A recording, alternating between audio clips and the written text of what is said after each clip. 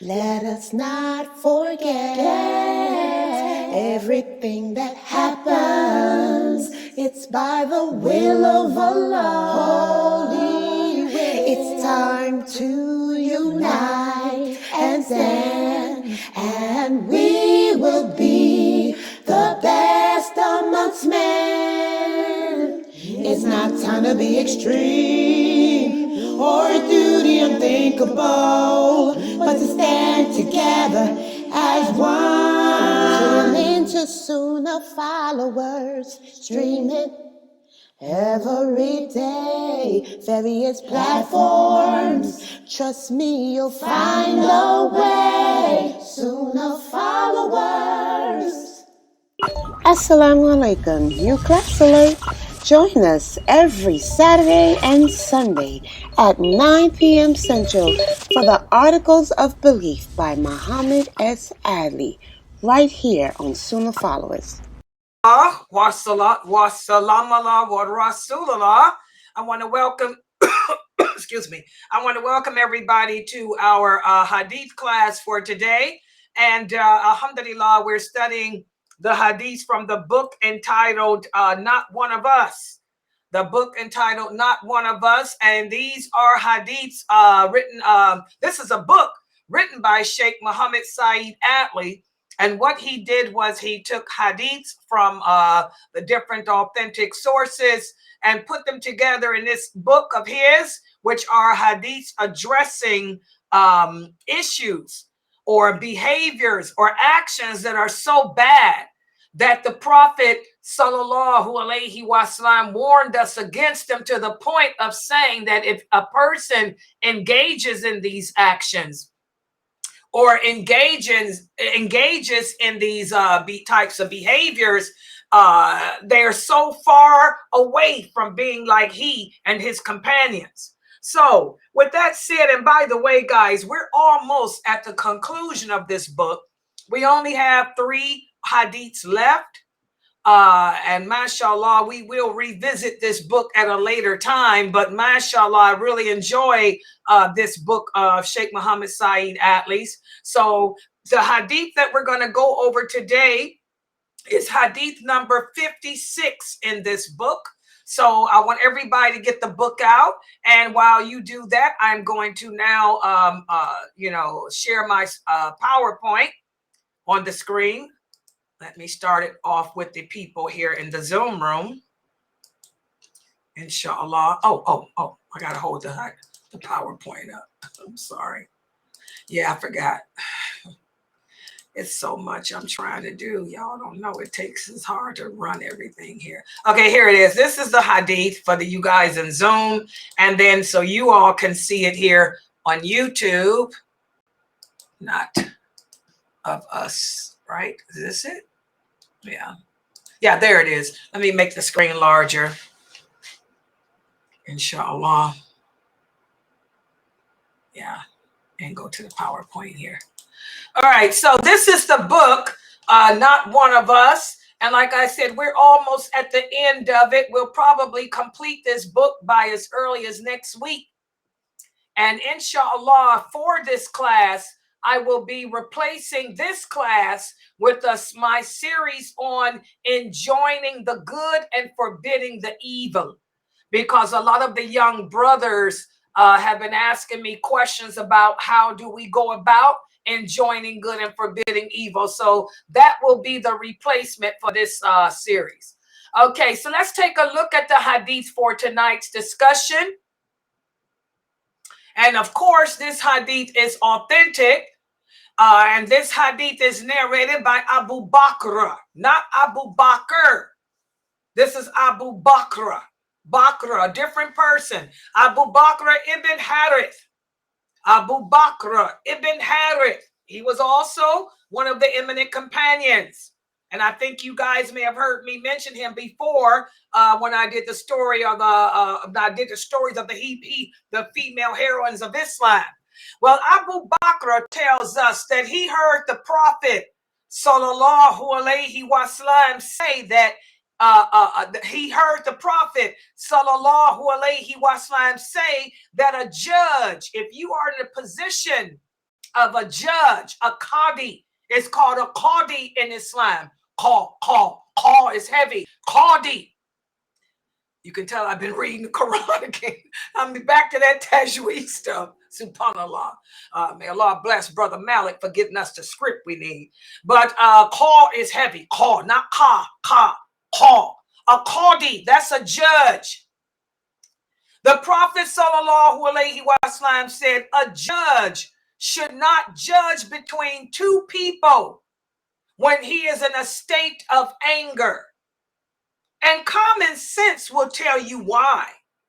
Because if you're angry or mad about something, all of your senses is not there. Your logic is not there.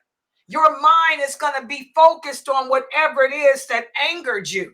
So the Prophet sallallahu alaihi wasallam is saying here that don't judge between two people if you're angry, because you may end up saying something that you may want to recant later, or you may say something that you don't mean, or you'll give a ruling in favor of someone whom you shouldn't have given the ruling in favor of.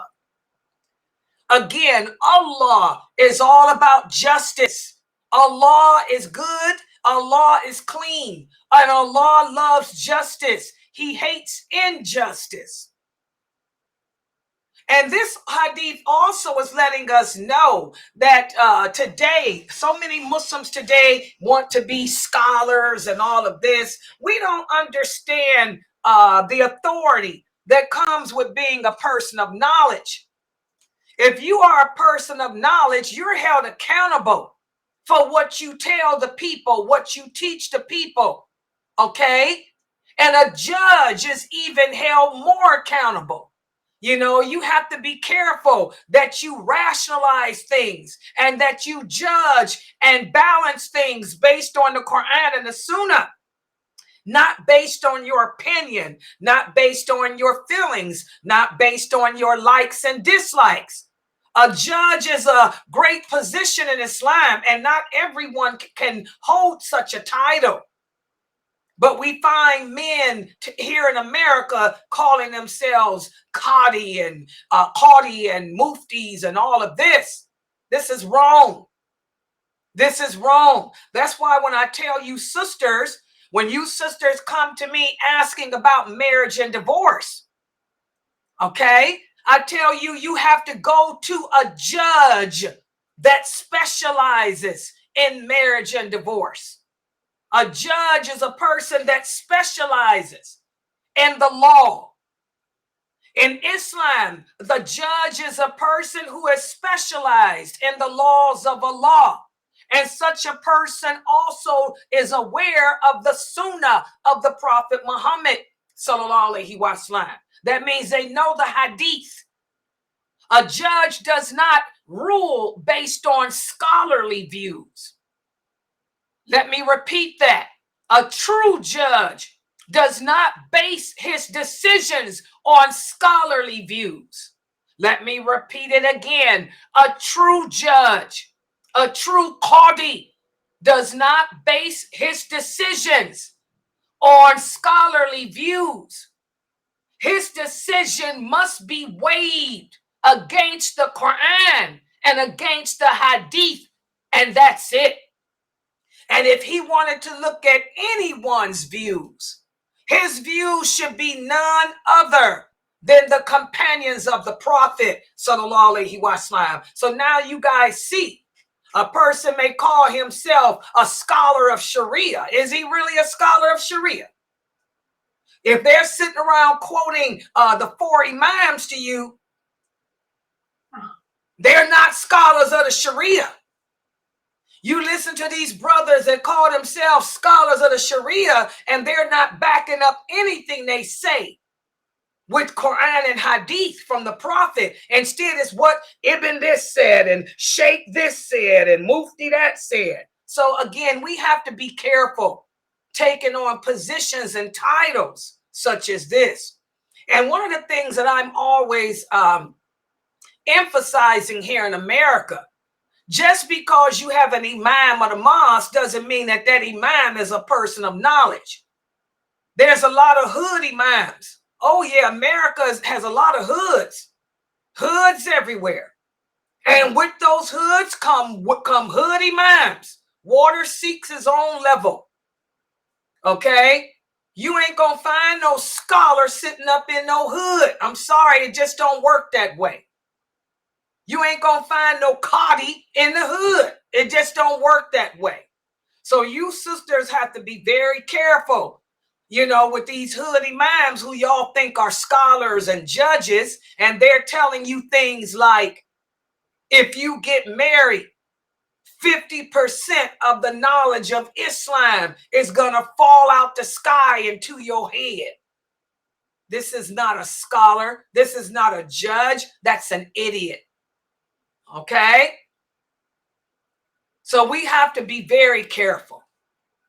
The true judges, they don't make rulings or decisions unless they are free of anger. A true judge does not make a decision unless he can weigh it on the Quran and the Sunnah, the Quran and the Hadith. So let's look to see what lessons can be learned from this Hadith. Number one, judging between two people is a serious matter in Islam, and it brings about serious consequences.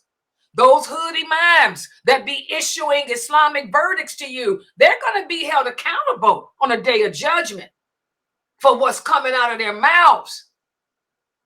Also, a judge should be free from any conflicts at the time of a ruling on a matter.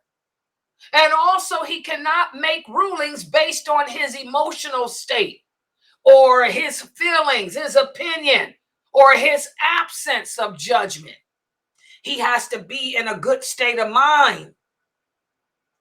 And also, a good judge will excuse himself from a case if he cannot be impartial, if he cannot gather all the facts.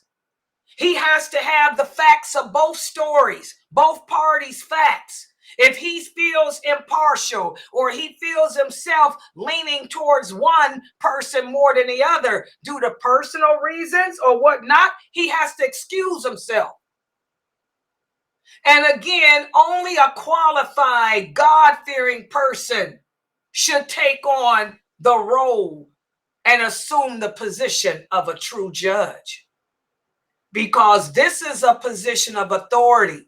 This is a position of power that brings a lot of severe consequences to you if you wasn't qualified for it. The Prophet Muhammad sallallahu alaihi wasallam said in an authentic hadith, one of the most severely punished on the day of judgment will be the person who appointed himself as a judge and he was not qualified and he issued verdicts that entailed harming someone else. So we have to be very, very careful as Muslims regarding what we ask for. Be very, very, very careful as Muslims in regards to what we aspire to be. So this is a wonderful hadith that I want everyone to remember in his and her day. In his and her life. Everybody wants to be a scholar. Everybody wants to be fame. Is it any wonder? Ain't that what David Bowie said? Is it any wonder that most of us are going to be in hell? Is it any wonder that most of us are going to be in hell because of that fame? Remember, the Prophet sallallahu alaihi wasallam said one of the first groups of people that will be dragged by their faces and thrown in the hellfire are those people who call themselves scholars and people of knowledge.